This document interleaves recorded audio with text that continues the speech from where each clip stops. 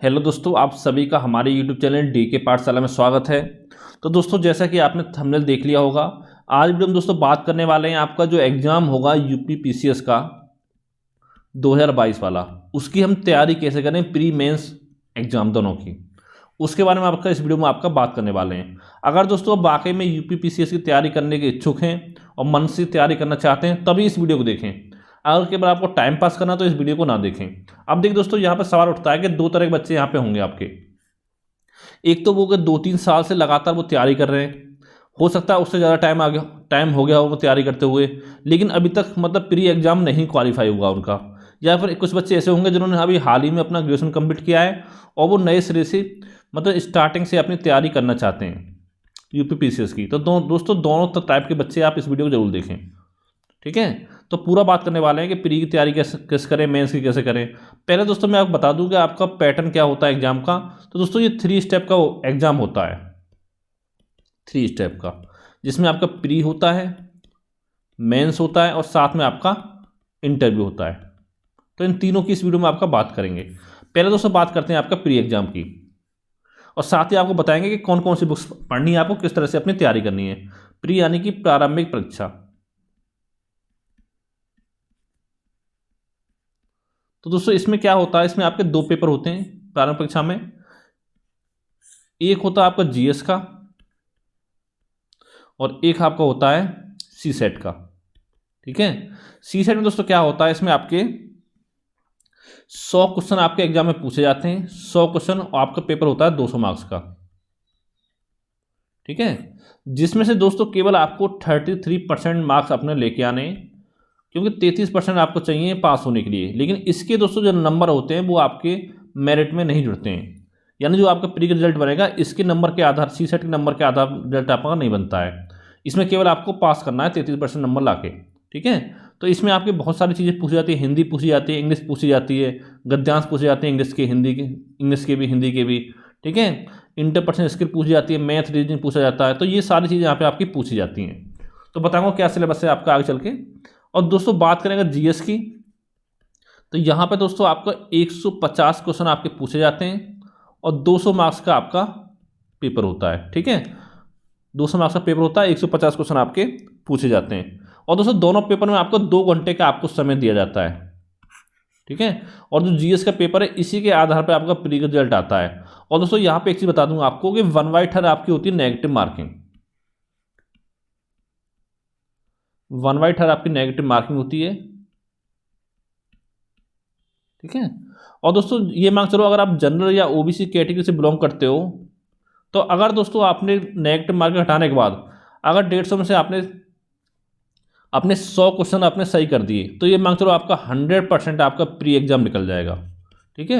अब देखिए दोस्तों बताना चाहूँगा प्री में पहले आपका क्या होता था, आज से 2-3 साल पहले, कि एक तो आपका घटनाचक्र पूर्वावलोकन पढ़ लिया आपने और साथ में लूसेंट पढ़ ली, तो उससे बच्चों का प्री निकल जाता था। लेकिन दोस्तों अब ऐसा नहीं है, अब आपका सिलेबस जो पैटर्न जो आपका चेंज हो रहा है, तो अब आपको इसके लिए स्टैंडर्ड बुक्स ही पढ़नी पड़ेंगी, ठीक है, प्री एग्जाम के लिए। क्योंकि पता होगा जो आपका मेंस होता है वो आपका लिखने वाला होता है। पहले क्या होता था मेंस आपका, पहले आपका मेंस केवल आपका ऑब्जेक्टिव होता था जीएस का, ठीक है। तो इस बार आपका, और जो आपका ऑप्शन होते थे 2 वो आपके लिखने वाले होते थे। अब ये दोस्तों बात होगी प्रारंभिक परीक्षा की। अब दोस्तों बात करते हैं आपके मुख्य परीक्षा की,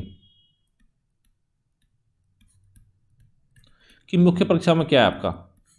तो देखिए दोस्तों यहाँ पे एक पेपर तो आपका होता है सामान्य हिंदी का, और ये दोस्तों सारे पेपर आपके डिस्क्रिप्टिव होते हैं, यानी आपको इनके आंसर लिखने होंगे सब्जेक्टिव फॉर्म में, ठीक है। एक दोस्तों आपको होता है एसए का। ये दोनों दोस्तों पेपर आपके होते हैं 150 मार्क्स के।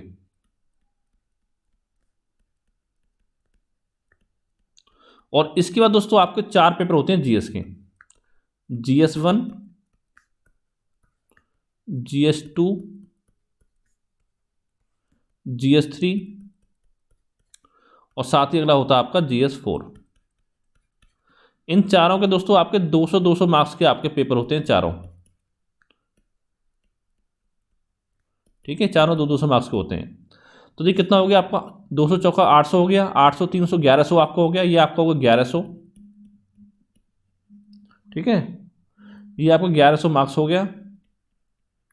और साथ ही दोस्तों आपका एक होता है आपका ऑप्शनल सब्जेक्ट, ऑप्शनल, जिसमें आपके 2 पेपर होते हैं, फर्स्ट और सेकंड, और ये दोनों पेपर आपके 200 मार्क्स के होते हैं ये भी,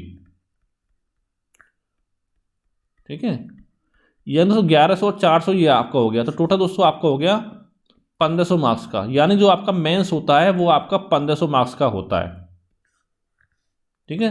और ये सारे पेपर आपके डिस्क्रिप्टिव होते हैं, 1500 मार्क्स का, और आपको हर पेपर में आपको 3 घंटे का समय मिलता है, 3 आवर्स का, ठीक है, पेपर सॉल्व करने के लिए। और दोस्तों आजकल क्या चला है, जैसे आपको जीएस का 1 पेपर है, इसमें क्या होता है आपके कि 8 क्वेश्चन तो आपके आएंगे लघु उत्तरीय, जिसमें आपको 125 शब्दों में आंसर लिखना है, तो 80 आपके ये हो गए, और बचे आपके 120 नंबर, तो आपको 12 क्वेश्चन आपके 10 क्वेश्चन आते हैं 12 मार्क्स के, जिसमें कि आपको थोड़ा ज़्यादा इसमें आपको आंसर लिखने होते हैं, ठीक है। तो ये आपका इतना हो गया। तो ये दोस्तों बात हो गई आपकी मुख्य परीक्षा की। अब दोस्तों इसके बाद आपका होता है इंटरव्यू। जो आपका इंटरव्यू होता है वो आपका होता है 100 मार्क्स का। यानी दोस्तों जो आपकी फाइनल मेरिट बनती है, तो दोस्तों 1500 आपके मेंस की और 100 आपके इंटरव्यू के, यानी 1600 मार्क्स के आधार पे आपकी फाइनल मेरिट बनती है। और जो आपके प्री के मार्क्स होते हैं वो आपके काउंट नहीं होते हैं फाइनल जो आपका रिजल्ट आता है उसमें, ठीक है। तो ये आपको इतना समझना होगा। अब दोस्तों बात करते हैं कि आपका सिलेबस क्या है। पहले दोस्तों बात करते हैं हम प्रारंभिक परीक्षा यानी प्री के लिए क्या सिलेबस होता है आपका। जो आपका जीएस होता है, देखिए उसमें किस किस टॉपिक से क्वेश्चन आपके आते हैं। 2 घंटे का पेपर होता है 2 अंकों का। एक दोस्तों यहाँ पे आपका आता है राष्ट्रीय एवं अंतर्राष्ट्रीय महत्व की सामयिक घटनाएं आती हैं, यानी करंट अफेयर हो गया आपका। फिर दोस्तों आपका आता है भारत का इतिहास एवं भारतीय राष्ट्रीय आंदोलन। फिर आपका आता है भारत एवं विश्व का भूगोल, भारत एवं विश्व का भौतिक सामाजिक और आर्थिक भूगोल, ठीक है। फिर आपका आता है भारतीय राजनीति एवं शासन, संविधान, राजनीतिक व्यवस्था, पंचायती राज, लोक नीति, आधिकारिक मुद्दे, राइट इश्यूज आपके आदि, ठीक है। फिर आपका है आर्थिक एवं सामाजिक विकास, सतत विकास, गरीबी, अंतर्विष्ट जनसांख्यिकी, सामान्य क्षेत्र के ये आपको हो गए इंसिएटिव, ठीक है, आदि। फिर दोस्तों आपका आता है पर्यावरण पारिस्थितिकी संबंधित सामान्य विषय, जैव विविधता एवं जलवायु परिवर्तन। इस विषय में विशेषज्ञता की आवश्यकता नहीं है, यानी कि आपके नॉर्मल क्वेश्चन आपके यहाँ से पूछे जाते हैं। फिर अगला है आपका सामान्य विज्ञान। अब दोस्तों इसके लिए बात करेंगे इसको आपको कैसे आपको तैयारी करनी है इस पूरे पार्ट की, ठीक है। फिर देखते हैं आपको सीसेट जो पेपर 2 होता है उसमें कहाँ से क्वेश्चन बनते हैं आपके। इसका 2 घंटे पेपर होता है 200 अंकों का। कॉम्प्रिहेंशन आता है आपका, यानी किसको बोलते हैं आपका गद्यांश, ये आपके इंग्लिश में आता है, हिंदी में आता है, ठीक है। अंतर्व्यक्तिगत क्षमता यानी कि इंटरपर्सनल स्किल आपकी आती है, जिसमें संप्रेषण कौशल भी शामिल होता है आपका। तार्क एवं विश्लेषणात्मक योग्यता यानी कि आपको रीजनिंग हो गया। निर्णय क्षमता एवं समस्या समाधान हो गया। सामान्य बौद्धिक योग्यता हो गया। प्रारंभिक गणित होता है आपका, ठीक है, जिसमें आपका अंगगणित, बीजगणित, रेखागणित एवं सांख्यिकी आता है, जो कि आपका हाई स्कूल स्तर का होता है। फिर आपका सामान्य अंग्रेजी हाई स्कूल स्तर का हो गया आपका। फिर सामान्य हिंदी हाई स्कूल स्तर तक का, ठीक है। फिर आपका होगा प्रारंभिक गणित हाई स्कूल स्तर तक के पाठ्यक्रम में सम्मिलित किए जाने वाले विषय। यह दोस्तों यहाँ पे आपकी इतनी चीज़ें आपकी पूछी जाती हैं। अब देखिए दोस्तों दिक्कत क्या हो रही है, जो मेनली बच्चे आपके हिंदी मीडियम से बिलोंग करते हैं उनको यहाँ पे दिक्कत आती है सीसेट पेपर 2 में, क्योंकि इस पेपर को वो क्वालिफाई ही नहीं कर पाते हैं। तो इसलिए क्या होता है, अगर आपका इसमें 33% नंबर आपके नहीं आएंगे तो जो आपका GS1 की जो आपकी कॉपी होती है वो आपकी चेक ही नहीं होती हैं, यानी उसका आपका मूल्यांकन नहीं होता है, आप पहले ही बाहर हो जाते हो, ठीक है। तो इतनी चीज़ें आपकी। अब दोस्तों बात करते हैं हम किस तरह से कौन सी बुक्स आपको पढ़नी है।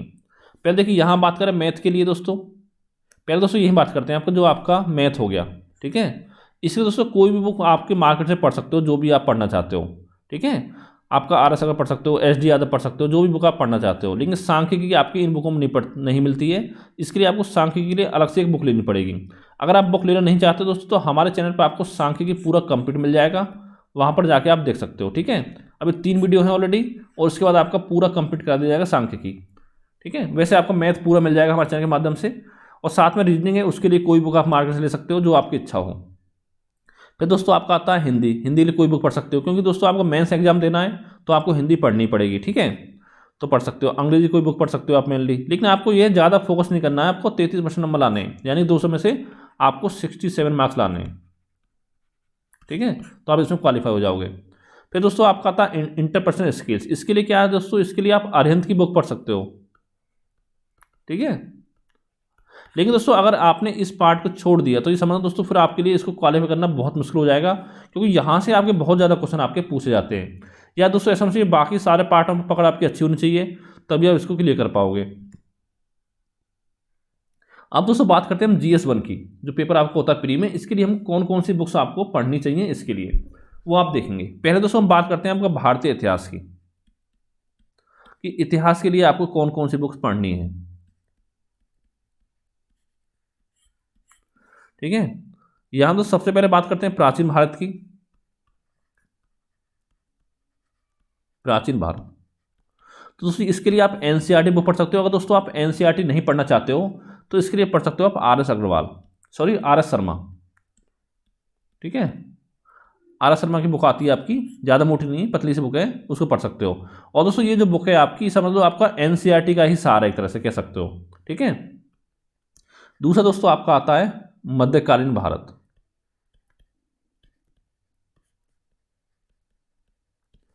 इसके लिए दोस्तों पढ़ना आपको सतीश चंद्रा की बुक आती है, वो भी आपका एनसीईआरटी सारी है, उसको पढ़ सकते हो। ठीक है, सतीश चंद्रा। पहले दोस्तों इनकी आपकी एनसीईआरटी आती थी, लेकिन उसके बाद इनकी बुक आनी स्टार्ट हो गई है, लेकिन पहले ये बुक आपकी नहीं आती थी। ठीक है, दो तो आपकी हो गई। तीसरा दोस्तों आपका आता है आधुनिक भारत। इसके दोस्तों मैं बोलूंगा आपको स्पेक्ट्रम पढ़ना, आपको स्पेक्ट्रम की बुक आती है, उन राइटर का नाम है आपका राजीव अहीर, ये बुक आपको पढ़नी है। लेकिन दोस्तों बहुत सारे बच्चे आपका बिपिन चंद्रा भी पढ़ते हैं, लेकिन मैं आपको ये बोलूंगा पढ़ने के लिए। ठीक है, चाहो तो आप बिपिन चंद्रा पढ़ सकते हो। कुछ बच्चे आपके BL ग्रोवर पढ़ते हैं, लेकिन दोस्तों BL ग्रोवर में दिक्कत क्या है, बुक बहुत अच्छी है, लेकिन दोस्तों बहुत बोरिंग लगेगी आपको पढ़ते समय, आप उस बुक को जल्दी नहीं पढ़ पाओगे। ठीक है, ये आपकी बात होगी आधुनिक भारत की। फिर दोस्तों इसमें एक पार्ट आपका और आता है कला एवं संस्कृति। कला एवं संस्कृति, तो इसके लिए दोस्तों क्या करना है आपको, इसके लिए पढ़ना नितिन सिंघानिया की बुक। ठीक है, तो इसमें दोस्तों ज़्यादा पूरी बुक आपको नहीं पढ़नी है, इसमें 7-8 चैप्टर पढ़ने हैं आपको स्टार्टिंग के, जो मैंने आपको वो पढ़ने हैं नितिन सिंघानिया की बुक से। ठीक है, ये अच्छी बुक है, आप इसको पढ़ सकते हो, क्योंकि दोस्तों ये बुक आपके मेंस में भी काम आएगी। आपको बता दो, जो मेंस आपका एग्जाम होगा उसमें ना तो आपका प्राचीन भारत आता है, ना आपका मध्यकालीन भारत पूछा जाता है, लेकिन यहाँ से क्वेश्चन दोस्तों आपको कला एवं संस्कृति को जोड़ के आपके यहाँ से क्वेश्चन बन जाते हैं प्राचीन मध्यकालीन भारत से। ठीक है, ये चीज़ अगर आप प्री के लिए तैयारी कर लोगे तो आपको फिर वहाँ से अलग से पढ़ने की जरूरत नहीं पड़ेगी, प्राचीन और मध्यकालीन भारत। लेकिन आपको आधुनिक भारत के लिए 2-3 बुक पढ़नी पड़ेगी कम से कम। ठीक है, वो भी मैं बताऊंगा आपको। इसके बाद दोस्तों अगला आपका आता है भारतीय इतिहास के बाद आपका आता है भूगोल। तो भूगोल की दोस्तों क्या करना है आपको, सबसे पहले दोस्तों पढ़ना आपको 9th क्लास से लेके आपको 12th क्लास तक की आपको एनसीईआरटी पढ़नी है। ठीक है, और ये दोस्तों पढ़नी है आपकी न्यू वाली, जो आपकी नई एनसीईआरटी है, नई मतलब आपकी 2005 के बाद की ठीक है, और दोस्तों अगर आप हिस्ट्री के लिए एनसीईआरटी पढ़ना चाहते हो तो वो पढ़नी है आपको ओल्ड एनसीईआरटी, जो आपकी 2005 से पहले की है। ठीक है, और जो आपका विश्व का इतिहास है वो आपका प्री एग्जाम में नहीं आता, वो मेंस में आता है, उसके लिए बुक बताऊंगा जब मेंस की आपको बताऊंगा। ठीक है, बुक लिस्ट पूरी, इतना आपका हो गया। और दोस्तों एक आपकी बुक पढ़नी है आपको भारत एवं विश्व का भूगोल की आती है, विश्व का भूगोल, ये दोस्तों आपकी आती है महेश बड़वाल की, ये बुक पढ़नी है आपको। ठीक है, ये दोस्तों जो आपके महेश बड़वाल जो हैं ये आपके एक आईपीएस ऑफिसर हैं। ठीक है, इनकी बुक आती है भारत एवं विश्व का भूगोल, ये आपको पढ़नी है। दोस्तों ये आपको बुक पढ़नी है, एनसीईआरटी सारा आता है उसको, वो नहीं पढ़ना आपको। ठीक है, इसके लिए पढ़नी है आपको भारत एवं विश्व का भूगोल महेश बड़वाल की। फिर दोस्तों इसके बाद आपको पढ़ना है, देखिए एक बुक, एक पता होगा टॉपिक होता है आपका जनगणना, पूछा जाता है आपका। इसके लिए दोस्तों परीक्षा वाणी की बुक आती है, वो आपको पढ़नी है जनगणना के लिए। ठीक है, परीक्षा वाणी। और दोस्तों एक बुक यहाँ पर पढ़नी है आपको आर्थिकी, ये आपकी हर साल आती है दोस्तों आपकी आर्थिकी। ठीक है, ये आपकी आती है घटना चक्र की। अब दोस्तों ये क्यों पढ़नी है आपको, कि दोस्तों कुछ डाटा होता है जो आपको इस बुक में मिल जाएगा, वो आपको और जल्दी कहीं किसी करंट की मैगजीन में नहीं मिलता है। जैसे फसलों के उत्पादन में शीर्ष राज्य कौन से हो गए, ठीक है, और आपकी फसलों के उत्पादन में शीर्ष राज्य शीर्ष देश हो गए, खनिज के उत्पादन में शीर्ष राज्य शीर्ष देश, ये सब चीज़ दोस्तों आपको इस बुक में मिल जाती है। ये बुक आपकी हर साल आती है। ठीक है, इस समय आपकी 2021 की आई हुई है, लेकिन आपको पेपर 22 में देना, तो आपका 22 में जो आपका लेटेस्ट डाटा होगा वो आपको पढ़ना पड़ेगा। ठीक है, यहाँ भी काम आएगी आपकी, और ये आपकी अर्थव्यवस्था में भी काम आएगी, आर्थिक 2022। ठीक है, और दोस्तों एक बुक यहाँ पे और लेना आपको, एक लेना आपको एटलस, चाहो तो आप कोई ले सकते हो, मैं इसमें बोलूँगा आपको ऑक्सफोर्ड ले लेना, ठीक रहेगा। ठीक है, और भी कोई मैप ले सकते हो आप, क्योंकि दोस्तों यहाँ पे क्या होता है, जो प्री एग्जाम होता है आपका उसमें विश्व के भूगोल से ये मान लो 3-4 क्वेश्चन आपके सीधे सीधे आपके मैप से जुड़े हुए पूछे जाते हैं। ठीक है, जैसे पूछ लिया कि इंडोनेशिया के किनारे कौन सा देश आपका स्थित नहीं है। अगर दोस्तों आप याद करने बैठोगे तो याद जल्दी नहीं कर पाओगे, ये इनको आप मैप के थ्रू ही देख सकते हो। और साथ दोस्तों एक काम और करना है आपको कि इंडिया का साथ में और आपका विश्व का, ठीक है, एक तो राजनीतिक एक आपका भौगोलिक, ये दोनों आपको मैप लेना है। ये आपको मार्केट में 20-20 रुपये के मिल जाएंगे। और ये दोस्तों ये दोनों आपको जहाँ पे आप स्टडी करते हो वहाँ दीवार पे आपको लगा लेना है। जिससे जब भी आप सो के उठो 10-15 मिनट आपको देखना है डेली मैप, ठीक है। अगर दोस्तों क्या करोगे, स्टार्टिंग में आपको दिक्कत होगी, लेकिन जब जैसे डेली देखोगे तो आपको फिर हैबिट पड़ जाएगी देखने की, तो उसमें आपको दिक्कत नहीं आएगी, ठीक है, क्योंकि बहुत आपको काम आने वाला है मैप। ये आपको इतना हो गया भूगोल के लिए। अब दोस्तों आपका अगला पार्ट आता है पर्यावरण एवं पारिस्थितिकी। इसके लिए कौन सी बुक आपको पढ़नी है?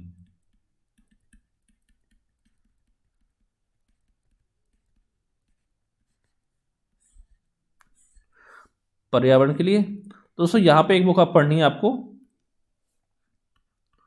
या दोस्तों आप परीक्षा वाणी पढ़ सकते हो चाहो तो, ठीक है, और या दोस्तों पढ़ सकते हो आप दृष्टि, ठीक है। अगर दोस्तों आपके पास टाइम है तो आप दोनों बुक पढ़ सकते हो, क्योंकि दोस्तों ये बुक आपकी मेंस में काम आएगी दृष्टि वाली, ठीक है। जब मेंस एग्जाम तैयारी करोगे वहाँ पे एक दो क्वेश्चन आपको बन जाता है पर्यावरण से।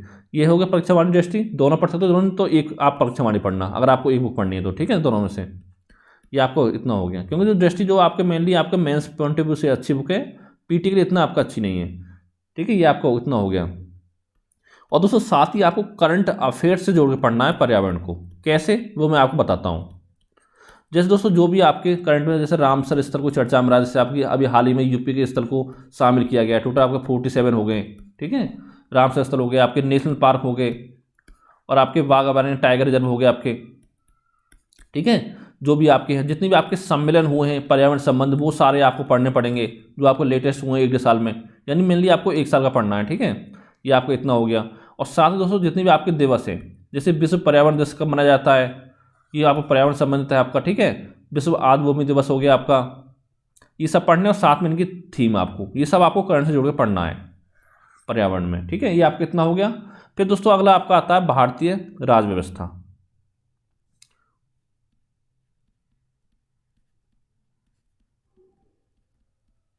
भारतीय राज व्यवस्था, क्योंकि दोस्तों जितने बच्चे तैयारी करते हैं आपके पीसीएस हो या यूपीएससी हो, तो जो भारतीय राज व्यवस्था ये सबसे आसान सब्जेक्ट पड़ता है आपका प्री के लिए, ठीक है। तो इसके लिए दोस्तों कौन सी बुक पढ़नी है, इसके लिए केवल आपको एक बुक पढ़नी है मार्केट से। वो कौन सी पढ़नी है, वो पढ़नी है आपको एम लक्ष्मीकांत की, एम लक्ष्मीकांत। इसके अलावा कोई और बुक आपको नहीं पढ़नी है, ठीक है। क्योंकि दोस्तों ये बुक अगर आप देखोगे, इसका 6th एडिशन आपका इस समय मार्केट में आया हुआ है।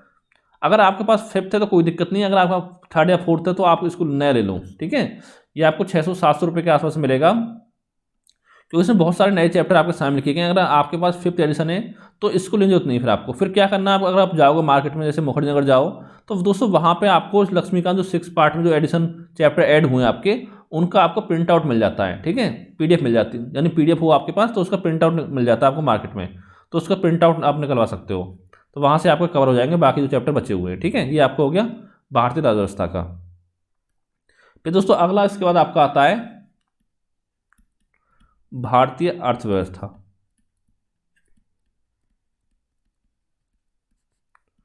इसमें दोस्तों क्या करना है आपको, देखिए एक बुक पढ़नी है आपको रमेश सिंह की इसमें, क्योंकि दोस्तों ये बुक आपके बेसिक के लिए बहुत अच्छी बुक है रमेश सिंह की। और जो नया एडिशन है वो आपको लेना, थोड़ी मोटी बुक है। अगर आपका 5-6 साल पुराना है तो दोस्तों उसमें आपको पतली बुक मिलेगी, उसको आपको नहीं पढ़ना है, ठीक है। और ये बुक आपकी हिंदी इंग्लिश दोनों में आती है। इसके बाद दोस्तों एक बुक आती है आपकी पीडी की, यानी पितृत्व दर्पण की बुक आती है, अर्थव्यवस्था का एक्स्ट्रा एडिशन आता है,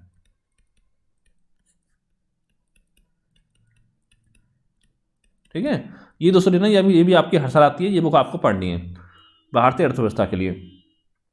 और साथ दोस्तों करंट अफेयर्स जोड़ के पढ़ना ही है। और दो मैं बताई दी आपको आर्थिक 2022, ये आपकी भूगोल में काम आएगी, यहाँ भी कुछ टॉपिक में आपकी काम आएगी। यानी जितना भी आपका कृषि से संबंधित डाटा हो गया, ठीक है, वैसे डाटा हो गया, किस फसल का उत्पादन कितना हुआ, तो ये आपका डाटा इसमें मिल जाएगा आपको आर्थिक 2022 में। ये इतना आपको पढ़ना है भारतीय अर्थव्यवस्था के लिए। तो दोस्तों यहाँ पर जो क्वेश्चन आपके आते हैं, मेनली जो क्वेश्चन है आपके मैक्सिमम क्वेश्चन, वो आपके करंट से जोड़ के ही आते हैं, करंट से संबंधित, ठीक है। और साथ दोस्तों इसमें आप जो आपका बजट हो गया, जैसे आपको 2022 में एग्जाम देना है तो बजट 2022-23 आपका पढ़ना आपको, ठीक है। और फिर दोस्तों जो आपकी फरवरी में आपकी आर्थिक समीक्षा आएगी उसी समय, वो पढ़नी है आपकी 2021-22 जो आपकी आएगी, तो ये दोस्तों ये आपके बहुत इंपॉर्टेंट, यहाँ से भी क्वेश्चन बनते हैं। और इसमें जितनी भी आपकी योजनाएं होंगी, ठीक है, योजनाएं आपकी केंद्र सरकार की और साथ में आपकी यूपी गवर्नमेंट की, ये सब आपको अच्छे से तैयार करनी है कि यहाँ से भी आपको क्वेश्चन बनते हैं। ये सारे आपको बजट मिल जाएंगे लेटेस्ट, और इससे पहले आपको करंट में मिल जाएंगे, ठीक है। यह बात होगी आपकी भारतीय अर्थव्यवस्था की। अब दोस्तों आपका बचता है 2 टॉपिक, एक सामान्य विज्ञान, एक आपका करंट अफेयर्स। पहले हम बात करें आपका सामान्य विज्ञान की।